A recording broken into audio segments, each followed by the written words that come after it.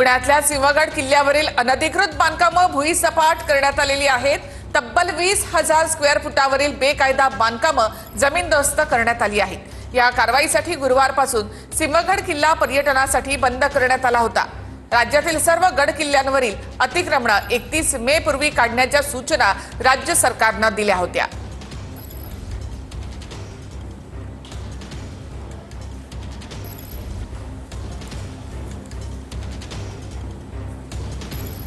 पुण्यातल्या सिंहगड किल्ल्यावरील अनधिकृत दुकानं जी ती काढण्यात आली आहेत। मे महिन्यातच झालेल्या पावसामुळे भाजीपाला उत्पादक शेतकऱ्यांचं मोठं नुकसान झालंय।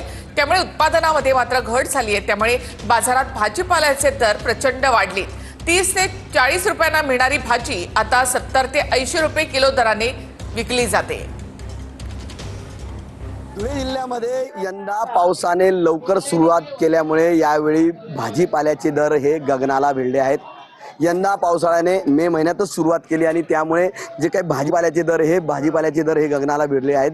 जो भाजीपाला 30 ते 40 रुपये किलो मिळायचा असा भाजीपाला हा आता 70 ते 80 रुपये 100 रुपयापर्यंत भाजीपाल्याचे दर गेलेले आहेत। आपण धुळे शहरातील पाचकंदील परिसरातील या भाजी मार्केटमध्ये आलेलो आहोत आणि या भाजी मार्केटमधील जर आपण बघितलं तर या ठिकाणी वांगे असतील, टमाटे असतील, भेंडी असेल, मिरची असेल यांचे भाव गगनाला भिडले आहेत। पाऊस पडल्यानंतर ग्रामीण भागातला भाजीपाला मोठ्या प्रमाणात खराब झाला आणि आवक कमी झाल्यामुळे याचा परिणाम या ठिकाणी बाजारपेठेवर झालेला आहे। भाजीपाला 40 ते 50 रुपये किलो असताना हा भाजीपाल्याचे दर दुपटीने वाढल्याने सर्वसामान्य नागरिकांचे बजेट या ठिकाणी बिघडलेले आहेत। मनीष माथोळे, TV9 मराठी, धुळे।